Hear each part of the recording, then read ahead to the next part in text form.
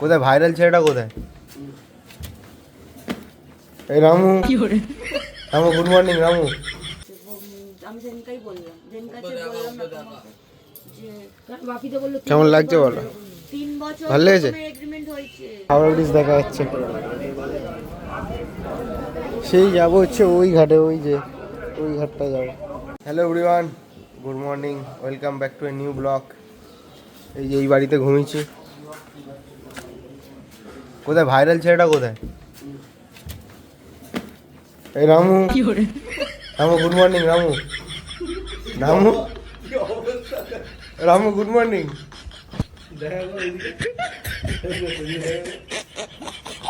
Good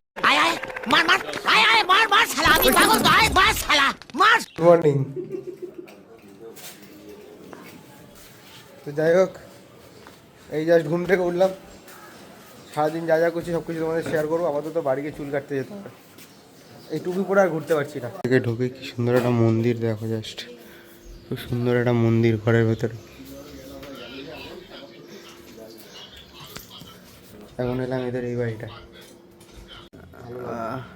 মাসির ছেলে সবার আগে খাবার পেয়ে গেছে। কি পেয়েছো ওটা? ডাল পুরি আছে, একটা মিষ্টি আছে, গপ গপ করে খেয়ে আর ওই তরকারিটা?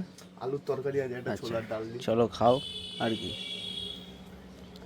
আমিও খাবার পাবো। কিছু মনে করো না, আমি শুরু করলাম। হ্যাঁ শুরু করো না, কি আছে, ঠিক আছে। এই খেয়ে দিয়েই বেরিয়ে যাবো। বেরিয়ে চুল কাটতে যেতে হবে ওই বাড়ি গিয়ে।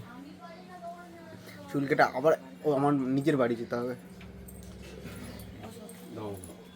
বস বস বস। হ্যাঁ বস না, এখানে এইটুকুতে আমার পাচা ধরবে। এই যে আমার খাবার এসে গেছে। হ্যাঁ বোতল তো আছে, ধরছে না ভাই, ঘুরে যা না। বললাম ওদিকে খা, আমি খেয়ে নিচ্ছি।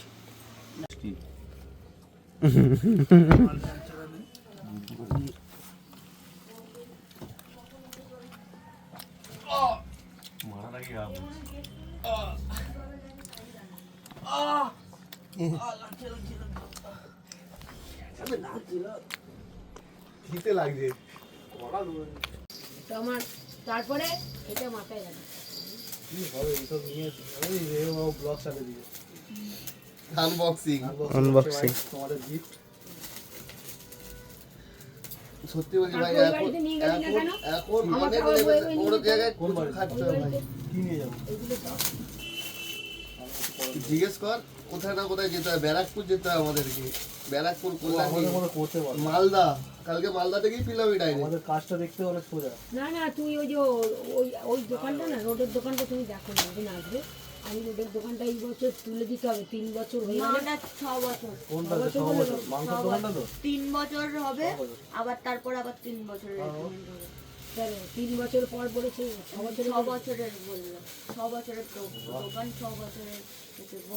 আমি জেনকাই বললাম, জেনকাকে বললাম না তোমাকে যে বাপিতে বলল কেমন লাগছে বলো? 3 বছর ভালো লেগেছে? এগ্রিমেন্ট হয়েছে, তারপর আবার 3 বছর, প্রথম থেকেই 6 বছর। 6 বছর পর আমরা নিতে পারবো। এটা কি এগ্রিমেন্টে আছে? দোকান দেওয়া মানে 6 বছর দোকান দেওয়া। রাতের বেলা যাওয়ার সময় গেছি এখান থেকে। এখন আমরা এই পার থেকে যাচ্ছি হচ্ছে আহিরিতলা। ওকে ওই রে চল, আহিরিতলা ঘাটে এখন যাবো এই পার থেকে। দত্তপুকুর থেকে এসছি আমি, হচ্ছে হ্যাঁ এটাই যাবে অ্যানিভার্সারি খেতে। ঠিক আছে, এই যে আমাদের লঞ্চ চলে আসছে ওখানে।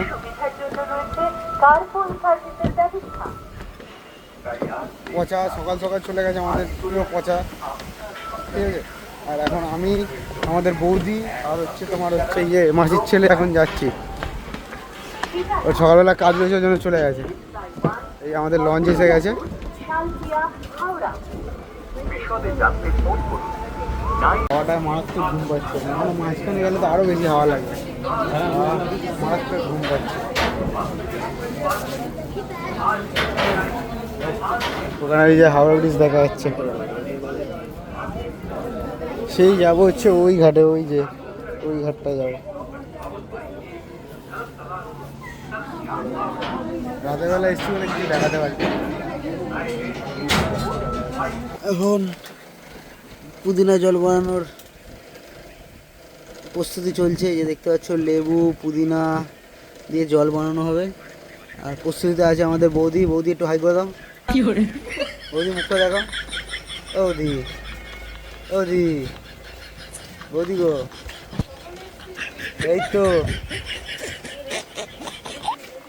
বৌদি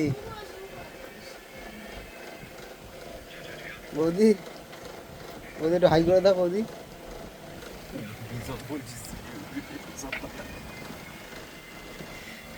বৌদির হাসি দেখেছো? বৌদি আলাদাই হাসি। যাই হোক, এই পুদিনা জল ফল খেয়ে 1:30টায় বেরিয়ে যাবো। আর ভালো লাগছে না, এখন গেলেও যেতে হবে, পরে গেলেও যেতে হবে, বেরিয়ে যাবো। কত দৌড়াদৌড়ি করলাম একটা 32-এর ট্রেনটা পাবো বলে, বাট পেলাম না। এসে দাঁড়িয়ে রয়েছে আবার সেই 2:10 গাড়ি।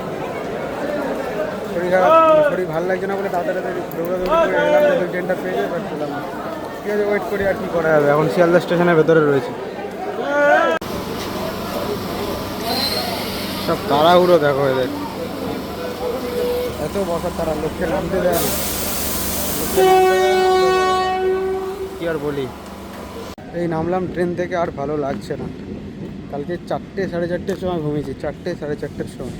সারা রাত্রির কাউতালি হয়েছে। বাড়ি গিয়ে স্নান টান করে খেয়ে দিয়ে উঠে একটু ঘুমাতে পারলে বাঁচি, খুব ঘুম পাচ্ছি। যাই হোক, যাই বাড়ির দিকে। বাড়ি ফেরার পর থেকে শুধু ল্যাদি খেয়ে গেছি, মানে খেয়ে দিয়ে ওই যে খাটে শরীর ফেলেছি, আর উঠিনি। ওকে, তো এখন বাজে রাত্রির 9:30। এখন আমি এসেছি ডিনার করতে। দেখি ডিনারে কি আছে। উপরে আমার শোয়া যাবে না, খুব গরম, নিচেই শোবো। তখন তো ঘেমে যাচ্ছিলাম বলে পাখাটা চালিয়ে ঘুমানো। আর এখন তো আমি জামা ফামা খুলে শুয়ে রয়েছি মেঘনা দেয়, তাও ঘেমে যাচ্ছে, কত গরম লাগছে। দাদা আমি ছিলাম না, তাও তরকা করেছো? কি করবি, ভিজিয়ে দিয়েছিলাম না ও,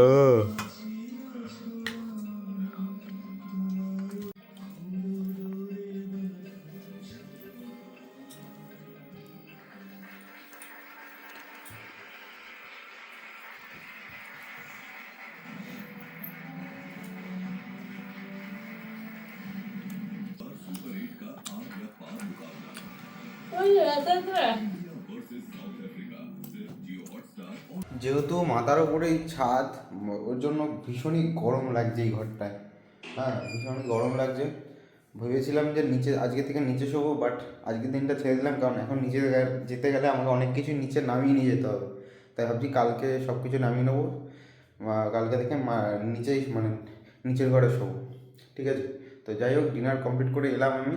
তো ব্লগটা আমি এখানে এন্ড করছি। যদি ব্লগে কিছু ভালো লেগে থাকে অবশ্যই like comment share and subscribe করতে ভুলো না। তো দেখা হচ্ছে কালকের ব্লগে। আজকের মতো টাটা।